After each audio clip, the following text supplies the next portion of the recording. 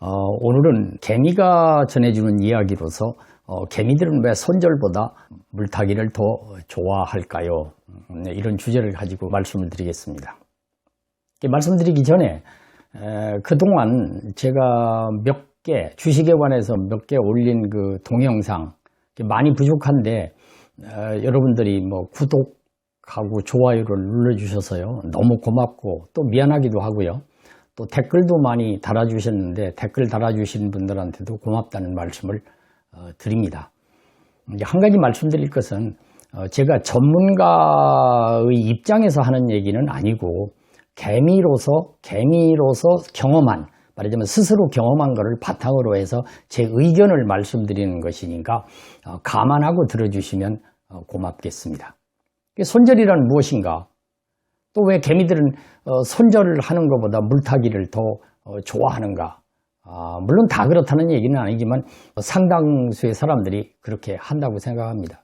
손절이라는 것은 더 많은 손실을 줄이는 것이 이제 손절이다. 이런 의미로 받아들여지고요.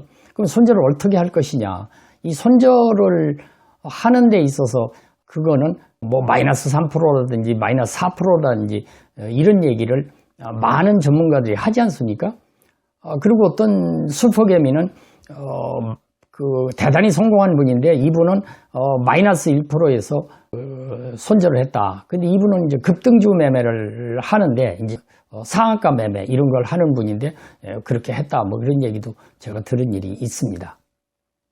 그런데 그거를 얼마를 어떻게 할 것이냐, 이 문제에 관해서 하는 것은 본인이 판단해서 하실 일이고, 다만 이제 전문가들이 이야기하는 것은 이제 그런 것이다.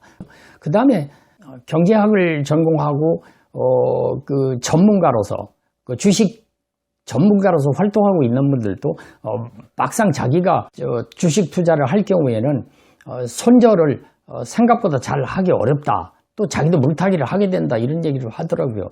그 얘기는 뭐냐면은 주식을 좀 하고 그러면요. 우리 개미들도 그렇지만은 많은 사람들이 자기 나름대로의 주관이 있고요. 나름대로의 기법이 있고요. 나름대로 어떤 판단 능력이 생기게 돼요. 그러니까 이것이 내가 볼 땐 분명히 더 떨어지지 않을 거고 약간 떨어진다 하더라도 다시 올라갈 수 있을 거야. 또 실제 올라가는 경우도 있고요. 또 물타기 해서 100% 손해보는 건 아니거든요. 경우에 따라서는 물타기 했는데 다시 올라가서 재미를 보는 경우도 있습니다.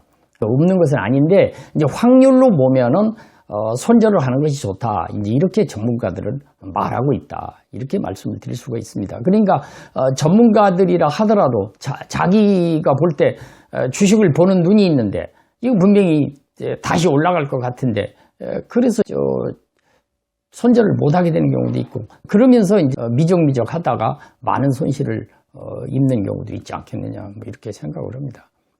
어떤 전문가는 주식을 확률의 게임이다 이렇게 말씀을 했어요. 확률의 게임이라는 것을 이제 비유를 대서 제가 잠깐 설명을 드리면은 세계적인 복싱 선수가 한 50승, 60승 KO승을 하는 사람이 있어요. 이제 이런 사람을 복싱을 할 때 그러면 자기는 KO승을 할 때 주먹이 원체 강해서 그냥 올라가자마자 이렇게 상대를 KO시키는 이런 건 아니라는 거죠. 자기도 맞기도 하고 다만 이제 데미지가 크지 않은 것 뿐이지 일단 맞고 때리고 이러다가 어느 순간에 결정적인 펀치를 날려서 KO승을 거두는 것이다. 주식을 비유를 한다면은 100% 말하자면 나는 주식 해가지고 한 번도 손실을 입지 않고 전부 올라가는 것만 잡아가지고 큰 돈을 벌었어. 이런 분이 있을지 모르겠어요. 만약에 그런 분이 계시다면 주식 투자의 신이라고 볼 수가 있죠. 주식 투자의 신이라고 불러드릴 수도 있어요. 그러나 아마추어들 특히 이제 개미들은요. 대체적으로 손실도 입고 수익도 나고 이래가지고 확률의 게임이라고 하는 건 수익이 손실보다 많으면 돈이 벌리는 거고 손실이 수익보다 많으면 돈을 잃는 것이 아닌가 이렇게 생각을 합니다. 그리고 주식은 또 실수를 줄이는 게임이다 이런 얘기를 전문가가 했어요. 그래서 그 얘기 말에 공감합니다. 이제 예를 들어서 실수를 줄이는 게임이 뭐가 있느냐면 이제 골프가 있는데 골프하고 주식하고 비슷한 부분이 있는 것 같다. 프로하고 아마추어는 무엇이 다른가? 프로는 티샷을 해가지고 훅이 났다든지 슬라이스가 나가지고 공이 나무 밑으로 들어가면요. 우선 가서 자기가 실수한 거에 대해서 한타 정도는 내가 손해보는 거에 인정을 하고 우선 시작을 합니다. 그러니까 가서 어떻게 빼낼 거냐, 앞으로 빼낼 거냐, 그대로 빼낼 거냐, 아니면 뒤로 빼낼 거냐. 이게 짧은 채를 가지고 빼내는 거에 목적을 두고 해요. 빼내놓고 그 다음부터는 이제 정상적으로 쳐서 잘 붙여서 핀에 붙여서 파를 하면 좋고, 만약에 파 못하면 보기로다가 막는다 이렇게 하거든요. 그럼 이걸 끝내고 나서 다음 홀에 가서도 별 영향 없이 다음 홀에 가서 버디 잡으면 되니까 이렇게 해서 이 게임 운영을 하는데, 그 아마추어는 어떻게 하느냐? 아마추어 중에 10명에 8, 9명은요 어떻게 하느냐면 우선 그 나무 밑으로 이 공이 가면 거기에 가서 핀을 바라다 봐요. 핀 쪽을 바라다 봐요. 이게 핀에 가깝게 핀 방향으로 쏠 수 있는가 우선 봐요. 그리고 그것이 조금의 틈만 보이면